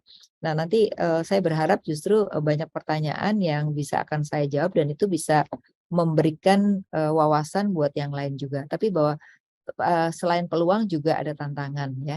Tantangannya cukup banyak karena menjadi bank digital itu tidak hanya sekedar memperbanyak data. Jadi misalnya sekarang tuh Alobank sudah punya 5 juta nasabah. Tapi seberapa jauh nasabah itu yang memanfaatkan terus-menerus atau hanya sekedar mengambil diskon habis itu sudah. Nah, itu merupakan suatu tantangan buat bank digital untuk bisa bikin apa lagi nih. Jadi bank digital itu juga nggak bisa diem. Jadi dia harus terus-menerus memberikan berbagai keunggulan-keunggulan untuk agar mereka itu bisa tetap menggunakan bank digital itu. Itu tantangan terberat ya. Jadi saya pun sebagai komisaris utama pun ya dalam setahun ini masih kerja berat gitu ya karena tidak mudah ternyata bahwa mencari tidak seperti bank konvensional. Kalau bank konvensional itu biasanya ya udah orang stay di situ. Kalau ini enggak, selalu dia lihat transaksinya menguntungkan nggak. Kalau transaksinya nggak menguntungkan ya udah nggak ada transaksi lagi. Jadi mulai akan penurunan seperti itu. Kira-kira gitu Bu Maya, mungkin kalau banyak pertanyaan lebih bagus lagi sehingga saya bisa menjelaskan hal-hal lain. Terima kasih.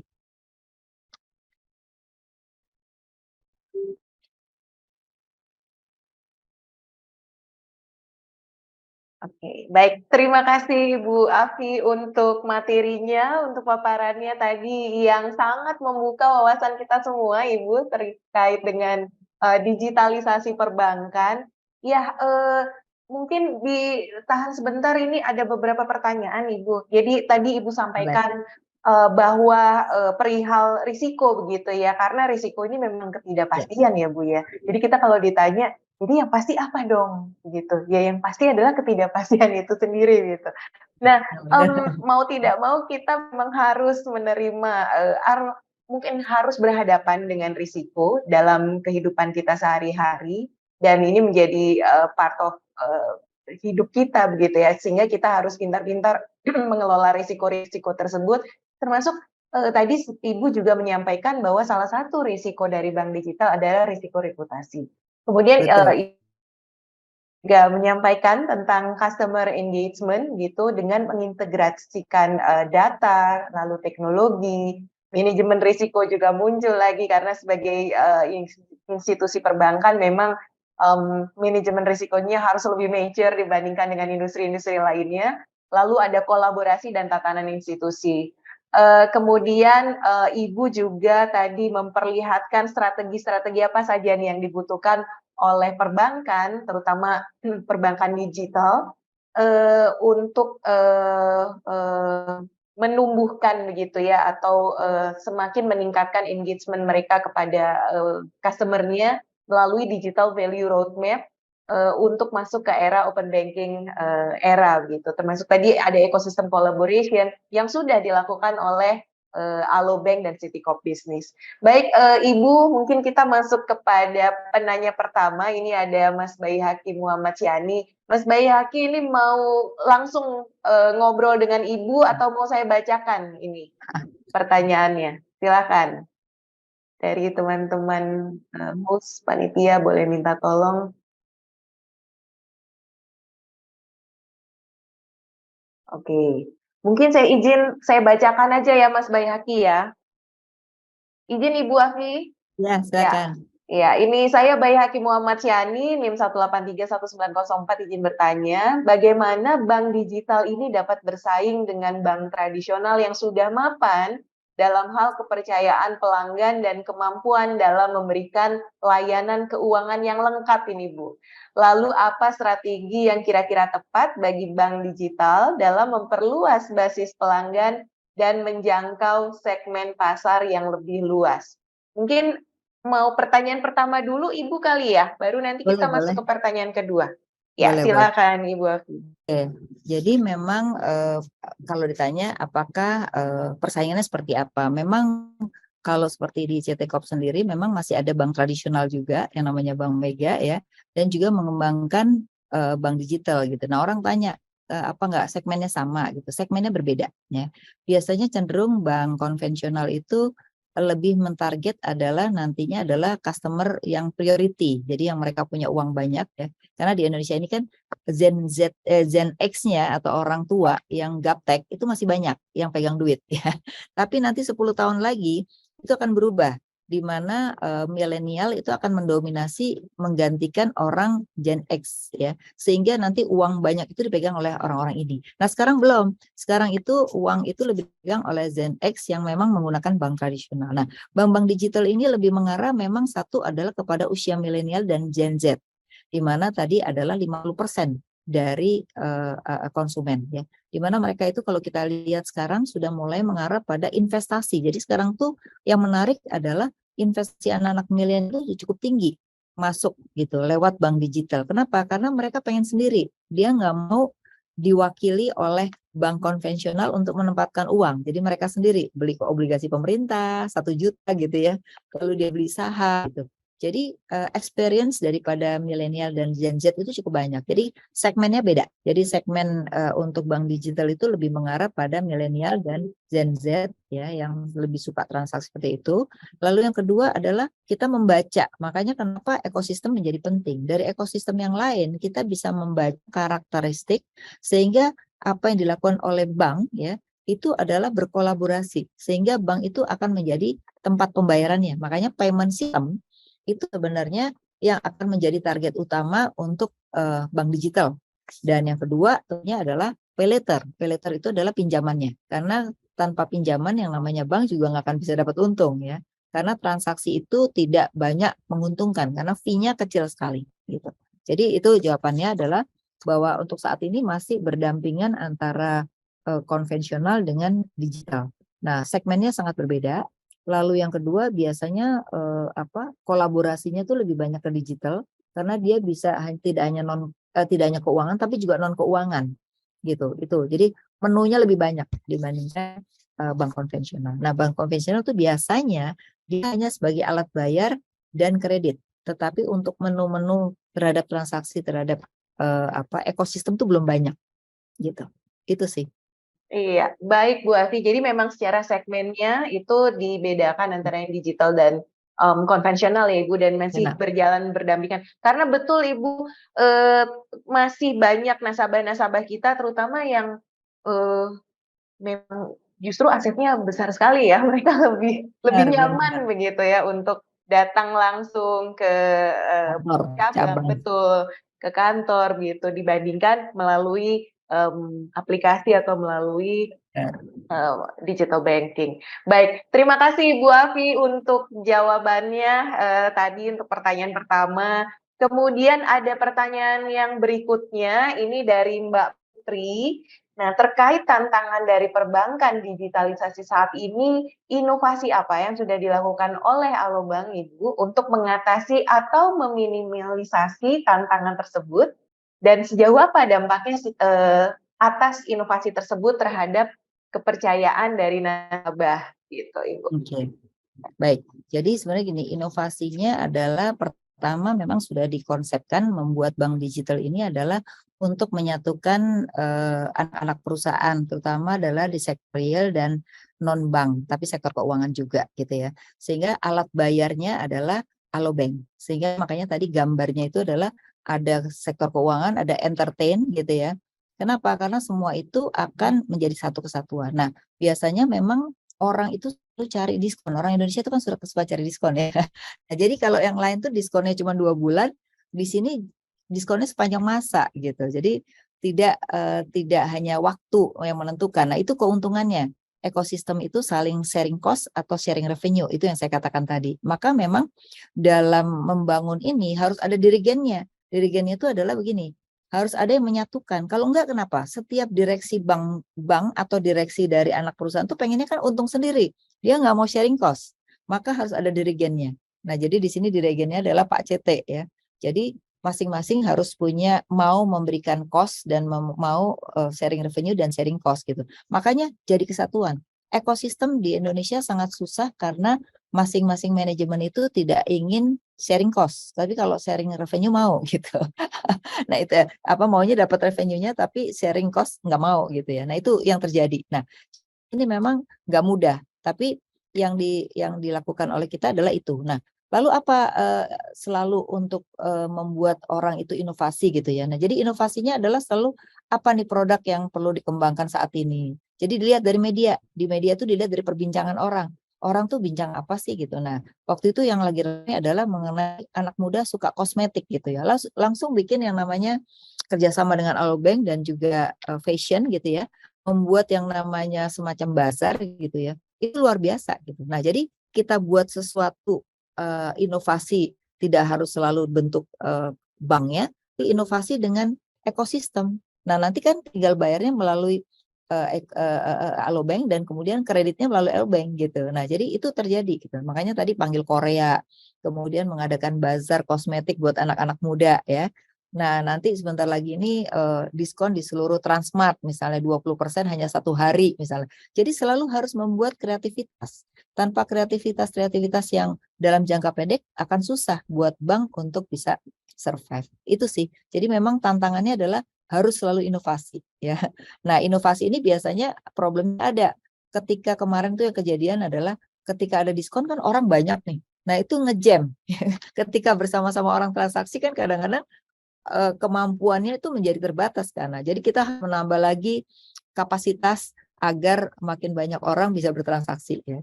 Dulu waktu ada K-pop baru datang, waktu orang mau beli tiket itu antrian tiket itu pada saat mau beli itu juga ngejam. Kenapa? Karena ternyata kapasitas orang yang membeli 1 juta orang beramai-ramai dalam waktu yang sama. Nah, itu juga tantangan lagi. Seperti itu, Bu, yang bisa saya jawab. Iya, terima kasih Bu Alfi. Tadi saya mencatat nih beberapa. Jadi memang kita saat ini karena kolaborasi itu sehingga perlu ada sharing cost, sharing revenue, tapi ada dirijennya. Artinya ini ada orkestra begitu ya, orchestrating bagaimana caranya mengelola dari apa namanya? Iya betul, dari bisnis-bisnis itu. Betul Ibu. Inovasi, kreativitas ini penting harus terus ada di dalam setiap institusi sehingga dapat mindset-nya itu selalu berpikir untuk di luar kebiasaannya. Menarik tadi yang disampaikan oleh Ibu begitu ya, terutama untuk teman-teman Gen Z ini. Baik, terima kasih Ibu. Makanya Nah, nanti ke depan ya. organisasi itu tidak lagi birokrasi. Organisasi itu harus matriks. Di mana matriks itu adalah kenapa? Karena tadi satu krisis begitu cepat ya, kita harus merubah itu dalam waktu dekat. Jadi nggak bisa yang namanya birokrasi. Kalau birokrasi kan nunggu dulu persetujuan gitu. Ya ekonominya sudah mulai keburu jatuh atau kalau perusahaan tuh udah keburu jatuh gitu ya. Contoh, waktu krisis kemarin ada perusahaan yang bisa survive. Kenapa? Karena dia mengambil cepat waktu yang pendek ya. Ini contoh yang mudah banget. Jadi mereka itu biasanya wedding organizer yang biasanya orang menikah banyak ya. Ketika pandemi kan nggak ada. Tapi kalau mereka diam aja tutup, apa yang dia lakukan? Dia langsung beralih. Ya udah kita pokoknya apa jual sembako, yang penting orang bisa bekerja gitu. Nah, jadi akhirnya orang harus mengambil keputusan pendek walaupun tidak sesuai dengan core-nya gitu. Nah, ini yang dibutuhkan. Makanya organisasi ke depan satu harus organisasi yang sifatnya matriks, tidak lagi birokrasi ya. Yang kedua harus ada inovasi. Jadi setiap unit kerja itu harus ada inovatornya sehingga nanti bisa inovasi dari sisi SOP-nya harus mudah terus-menerus gitu ya. Atau inovasi. Jadi inovasi tidak hanya produk loh. Inovasi juga bisa seperti SOP ya, atau inovasi itu adalah bagaimana mengurangi biaya-biaya dengan efisiensi misalnya. Jadi setiap unit kerja harus punya inovator ya. Terus yang ketiga, biasanya kita di dalam perusahaan tuh ada bidang hukum sama bidang compliance ya. Compliance itu untuk menjaga aturan tuh agar tidak melanggar aturan. Itu harus ada orang bisnisnya. Kalau nggak ada orang bisnisnya, kerjaannya cuma bilang nggak boleh, bisnisnya nggak jalan gitu ya. Nah itu seringkali terjadi di perbankan. Kebanyakan orang kepatuhan atau orang compliance dengan orang hukum atau bidang hukumnya di dalam organisasi, itu kebanyakan orang-orang yang ahli tapi tidak ngerti bisnis. Nah itu bahaya. gitu. Nah ini jadi bisa dilihat tuh kalau di Google lihat organisasi masa depan itu akan kelihatan banget perubahan mendasar yang harus kita ciptakan dalam organisasi yang di masa yang akan datang gitu. Itu Bu.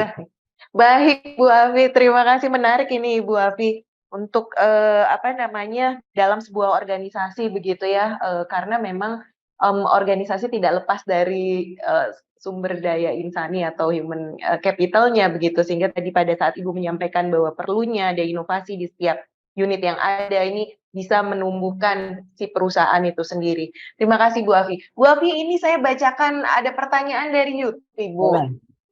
Siap. Jadi ada Mas Miftahul Khoir. Nah, ini tadi Ibu juga sempat nih menyampaikan terkait dengan risiko cyber begitu ya. Nah, bagaimana ini Bu untuk ke depan memitigasi risiko agar data nasabah di bank digital tidak bocor? Begitu, Ibu Afi. Oke, baik. Ya, untungnya bank ini adalah high regulated. Jadi semua terkait dengan teknologi itu selalu oleh OJK itu dicoba. Ya, dicoba, lalu dilihat kalau mereka dianggap resikonya tinggi sama OJK langsung produknya diberhentikan atau produknya tidak boleh mengajukan baru gitu. Sehingga bank itu sudah mempersiapkan diri untuk terkait dengan data nasabah ya atau kerahasiaan gitu. Karena itu sekarang aturannya lebih, apalagi sekarang dengan ada undang-undang data pribadi itu juga tidak mudah bagi perbankan untuk memanfaatkan data pribadi gitu. Nah, jadi memang di sini yang penting itu pemerintah juga. Kadang-kadang kan pemerintah minta data ya atau menyampaikan data-data keluar itu kan nggak boleh sebenarnya ya. Kayak kemarin ini kan ramai sekian orang gitu ya dianggap gini. Tapi kan itu nggak boleh, kalau tidak ada kriminalitas itu nggak boleh mengambil data-data dari bank. Jadi kalau terkait dengan cyber sebenarnya sudah ada regulasinya dari OJK terkait dengan IT. Bahkan nanti mulai Juni tahun ini itu sudah ada indikator-indikator khusus untuk cyber risk. Jadi cyber risk itu sudah mulai harus disampaikan kepada OJK. Nah, baru Juni ini yang untuk cyber risk. Itu sih Bu. Kalau kemarin masuk operasional cyber risk itu dalam hitungan tersendiri, tidak disamakan dengan operasional risk itu. Baik, terima kasih Bu Afi. Di sini Bu Rektor, selamat pagi Bu Rektor. Terima kasih Ibu sudah bergabung dengan kami. Bu Rektor. Ya, Prof Reni. Baik. Mohon izin Prof, kami ya. Prof Reni silakan. Makasih Bu Sylvia. Narasumber kami ini Bu Afi, terima kasih. Tadi saya mendengarkan 10 menit, ngerti sedikit lah ya, 10% lah yang saya paham. Tapi tadi yang saya tangkap, organisasi ini ke depan harus lebih bersikap matriks ya, artinya begini kan ya, ada gitu, tidak birokrasi. Ya. Nah, ITB juga berusaha ke arah sana, tapi tentunya sebagai suatu institusi perguruan tinggi negeri lagi ya, mana-mana sangat konservatif gitu ya. Tetapi terima kasih atas reminder-nya. Nah, yang kedua yang ingin saya tanyakan nih, sebelum adik-adik ini banyak yang mau tanya sama Ibu yang lebih teknis. Alumni ITB ini kan banyak masuk ke sektor keuangan ya, padahal background-nya mungkin secara mungkin secara awam kok teknis gitu ya, engineering, MIPA, science gitu kok masuk ke sektor keuangan. Tapi saya lihat kinerjanya juga sangat baik ya, banyak yang menjadi pimpinan-pimpinan di bidang keuangan gini. Bagaimana pendapat Bu Afi, kan pasti sering berinteraksi dengan alumni-alumni kami ini, bagaimana reviewnya dan bagaimana pandangannya terhadap adik-adik atau anak-anak kita ini yang akan memasuki dunia kerja. Tapi juga saya mengimbau jangan semuanya sektor keuangan ya, ada sektor-sektor strategis nasional yang membutuhkan pengabdian kita semua. Demikian Bu Afi, makasih. Terima kasih Bu Rektor. Jadi memang kalau kita lihat atau kalau evaluasi ya, kalau ITB mah nggak ada ininya, nggak ada matinya. Artinya bahwa kinerjanya sejauh ini, saya juga dulu Pak Budi Sadikin ya, kemudian ada beberapa di Bank Mandiri kebetulan, teman-teman dari ITB ya, semuanya saya pikir malah justru kalau dari jurusan-jurusan seperti ini itu justru mereka lebih cepat memahami dan logiknya lebih jalan gitu. Itu kan yang penting sebenarnya perbankan tuh lebih logik ya. Jadi saya melihatnya bagus-bagus Bu kalau dari ITB Bu. Justru yang sekarang dari ekonomi dan sosial ini kalah sama dari ITB nih Bu. Tapi memang terjadi perubahan sih bahwa sektor yang berkembang ke depan itu memang semuanya basis teknologi. Justru di sini ITB makin banyak kontribusinya, tidak hanya perbankan. Karena sekarang ini mulai masuk ke sektor-sektor non keuangan pun sudah mulai menggunakan teknologi ya kan. Teknologi robotik misalnya di manufaktur itu sekarang sudah menggunakan ya. Lalu teknologi di sektor pertanian itu juga sekarang sudah mulai menggunakan teknologi-teknologi yang luar biasa. Jadi menurut saya sekarang adalah era ITB Bu harusnya. Karena dengan basis digitalisasi itu tidak hanya memasuki sektor keuangan tapi juga non keuangan gitu. Nah, yang diharapkan pemerintah sekarang kan lebih pada bagaimana hilirisasi sektor real. Nah, saya rasa itu penting. Kalau kita bicara digitalisasi itu kan bicara tentang instrumen atau alat sebenarnya, bukan transaksinya itu sendiri. Tapi yang dibutuhkan adalah justru sektorialnya. Nah, yang kita lupakan dengan bicara digitalisasi ini justru sektorialnya gitu. Mengembangkan terkait dengan manufakturnya gitu. Mengembangkan terkait dengan sektor jasanya. Karena Bu, dengan era digitalisasi ini yang menarik, transaksi kita makin tinggi di online, tapi barangnya barang import gitu. Sehingga devisa kita makin banyak keluar, bukannya digital ini menguntungkan bagi ekonomi kita, yang ada justru capital outflow. Nah, yang kita harapkan adalah dengan era digitalisasi ini justru barang-barang kita bisa kita jual keluar kan gitu ya. Nah, ini tidak terjadi gitu. Jadi kalau tadi di data saya yang nomor 3 atau nomor 2 tadi adalah transaksi terbesar adalah e-commerce. Tapi e-commerce itu ternyata barang yang dijual kebanyakan barang import gitu. Sehingga yaitu akhirnya capital outflow. Nah, ini PR atau tantangan terbesar buat para alumni. Bagaimana digitalisasi itu sebagai instrumen atau alat, tapi bisa menciptakan barang dan jasa dalam negeri yang justru bisa kita ekspor. Nah, ini yang kelihatannya sangat kurang ya. Ekspor kita itu sekarang hanya si batu bara tertinggi 20%. Yang lainnya itu 0,0 sekian. Ya, dan kita belum menciptakan bagaimana kita punya daya saing di sektor real apa. Nah, ini yang sampai sekarang udah ganti berapa presiden ini belum nih Bu. Nah, ini adalah tantangan buat para alumni bagaimana menciptakan. Sama dengan startup ya. Startup yang ada kebanyakan membangun platform, yaitu hanya menjadi ibaratnya itu kan broker dari penjual ke pembeli. Tapi bagaimana membangun startup itu benar-benar membangun sektor realnya dengan basis digital, bukan hanya sekedar membangun platform itu. Itu sih PR-nya. Terutama buat anak muda ya. Anak muda tuh sekarang lebih suka bangun platformnya, tapi nggak berbasis sektor realnya. Itu Bu Rektor PR-nya. Terima kasih Ibu Afi. Prof Rini mohon izin untuk melanjutkan ke pertanyaan-pertanyaan berikutnya ya Prof. Ya, baik. Ibu Afi, ini ada beberapa pertanyaan dari teman-teman mahasiswa ini terkait dengan tadi yang Ibu sampaikan customer engagement begitu ya. Jadi ada mahasiswa kami namanya Veronica Feria dari Astronomi. Terima kasih banyak atas pemaparannya pagi hari ini, menambah ilmu kami mengenai perbankan digital. Yang bersangkutan ingin bertanya bahwa belakangan ini semakin marak bank digital dengan benefit yang beragam. Tadi Bu Afi juga sudah cerita ini beberapa promo-promo begitu yang dilakukan gitu ya. Nah, semakin mudah juga pendaftarannya sebagai nasabah perbankan. Nah, ini banyak nih Bu individu-individu yang punya lebih dari satu bank atau lebih dari 2 bahkan ya bank. Bagaimana pandangan Bu Afi nih terkait hal ini? Apakah membawa dampak buruk untuk nasabah? Kemudian kita sendiri sebagai apa yang kita harus perhatikan sebagai nasabah agar tetap menggunakan 1 atau 2 bank saja sehingga maksimal penggunaannya. Begitu Bu Afi. Silakan Ibu. Baik, saya bisa jawab ya. Jadi memang setiap orang tuh punya pilihan ya, mau banyak boleh, mau sedikit boleh. Kalau sih milihnya nggak banyak-banyak. Kenapa? Urusan pajaknya agak repot. Karena setiap kita mau bayar pajak, semua harus kita laporkan gitu yang pertama. Terus yang kedua juga pengelolaan ya. Jadi kalau kita mau pakai 1 atau 2 bank atau lebih dari 2 bank itu adalah gunanya mau apa dulu gitu. Itu penting sekali ya.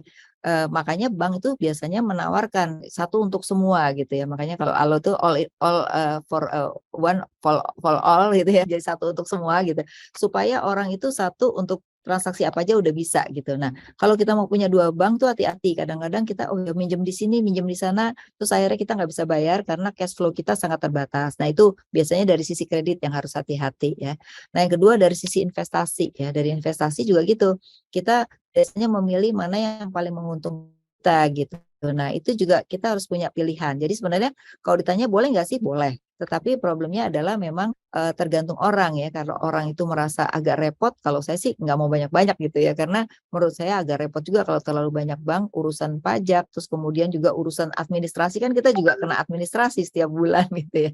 Jadi kita pilih mana kira. Nah, memang kayak tadi saya katakan, kenapa bank itu harus inovasi terus? Karena begitu produknya itu nggak menarik, lebih menarik yang lain, orang tuh pindah-pindah. Dan orang di Indonesia itu senang sekali, apalagi bank digital bisa install, uninstall gitu ya.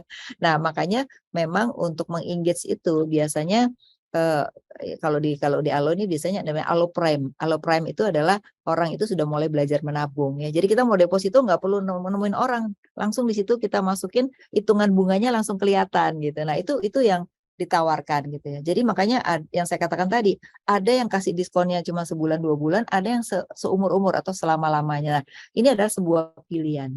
Jadi saran saya gimana caranya ya kalau memilih bank saya rasa satu kemudahan buat kita yang kita harus pilih. Yang kedua adalah kenyamanan juga ya, mudah nggak kita bertransaksi, jadi kemudahan kenyamanan. Terus kemudian customer service, kalau ada apa-apa kita tetap bisa telepon, bisa apa. Karena kan biar bagaimanapun kadang-kadang kalau lagi hang, lagi apa gitu ya, itu kan sering kali juga terjadi. Itu sih saya rasa jawabannya. Baik, terima kasih Bu Alfi. Kemudahan, kenyamanan, dan customer service tadi Ya. kunci utama bagaimana agar nasabah kita bisa lebih engage dengan kita. Setuju sama Bu Alfi, nggak usah banyak-banyak karena ada biaya administrasi, pajak, dan sebagainya. Dan di samping kalau misalnya kita satu atau dua bank saja begitu, suka ditawarin instrumen investasi yang mungkin tidak ditawarkan ke seluruh nasabah ya Bu Afi ya. Ya, Jadi betul. karena dia menjadi prioritas. Baik, terima kasih Bu Afi. Saya boleh kembali ke pertanyaan yang kami dapatkan dari YouTube Ibu. Jadi ada Mas Kendrick MK Ginting ini ingin bertanya, seperti yang dijelaskan tadi oleh Bu Afi bahwa tantangan bank digital adalah customer retention. Nah, bagaimana Alobank mempertahankan customer-nya tadi sebenarnya juga sudah disampaikan begitu ya di jawaban yang pertanyaan yang sebelumnya. Utama untuk mempertahankan customer yang mendapatkan dari promo seperti tiket beli konser tadi. Nah, kemudian jika bank digital terus membuat promo, apakah customer acquisition cost ini Bu Afi? Dan customer retention cost-nya ini apakah tidak terlalu tinggi? Begitu, mungkin yang lebih ke pertanyaan kedua ya Bu ya, karena pertanyaan pertama tadi sudah terjawab. Silakan Bu Afi. Jadi gini, bakar uang itu sebenarnya boleh-boleh aja, tapi bakar uang itu harus punya tujuan. Ya tujuan itu adalah pada saatnya ya harus memberikan income gitu. Nah, memang kebetulan di Alobank itu kan punya yang namanya ekosistem. Jadi ekosistem itu sharing cost-nya tidak hanya ditanggung oleh Bank Alo, tapi sharing cost-nya itu ditanggung juga oleh produk-produk yang kita berikan. Jadi misalnya tadi dengan Transmart itu kita kasih diskon 20, itu bagi-bagi 10% ditanggung oleh Alobank, 10% ditanggung oleh Transmart gitu. Sehingga produknya itu tetap dapat untung gitu ya, produk yang dijual, kemudian masing-masing juga dapat untung. Jadi lebih untungnya kecil tetapi transaksinya lebih banyak. Jadi mainnya di volume gitu. Makanya itu harus engage-nya harus lebih banyak. Kalau customer-nya nggak banyak, itu juga nggak akan memberikan keuntungan gitu. Makanya strategi kita adalah bagaimana, atau strategi Alo adalah bagaimana dari masing-masing ekosistem itu nasabahnya kita baca kesukaannya apa, nah itu dipenuhi dengan tadi entah itu diskon, entah itu hadiah gitu. Jadi tergantung kebutuhan mereka apa. Makanya suka ada survei-survei itu sebenarnya untuk mengetahui apa sih keinginan konsumen gitu. Nah, sekarang sih nggak perlu survei. Sekarang bisa dilihat dari transaksi. Lalu yang kedua sekarang bisa dilihat dari pembicaraan. Jadi kita kenapa punya media gitu ya. Media itu adalah untuk melihat apa yang dibicarakan. Karena yang dibicarakan itu kalau menjadi mayoritas atau menjadi trending topik itu bisa dijadikan alat untuk menggunakan inovasi gitu. Jadi inovasi berdasarkan data-data itu sih. Baik, Terima kasih Bu Afi untuk jawabannya. Tadi sekaligus menjawab pertanyaan dari Mbak Claresta. Tadi ada pertanyaan juga terkait dengan burning money. Kemudian juga dari Mas Richard ini juga ada pertanyaan terkait dengan membakar uang. Ibu boleh satu lagi ya pertanyaan ya Ibu ya. Silakan, Jadi boleh lebih juga boleh. iya, karena waktu kita cukup terbatas, satu lagi boleh ya Ibu. Jadi saya bacakan pertanyaan dari Mbak Rosi Hunal Ilmi dari kewirausahaan. Sebagai bank digital tadi Ibu menyampaikan juga bagaimana kita harus engage dengan customer, kemudian daya tariknya adalah dengan cara menawarkan suku bunga yang tinggi. Nah, namun bank digital mempunyai tantangan utama berupa reputasi, risiko reputasi di sini ya. Bagaimana jika portofolio saat ini membuat Alobank diandalkan konsumen untuk menabung jangka pendek saja karena di awal berdirinya bank ini menawarkan bunga yang tinggi, sehingga konsumen menarik kembali uangnya lalu menaruh kepada investasi lainnya.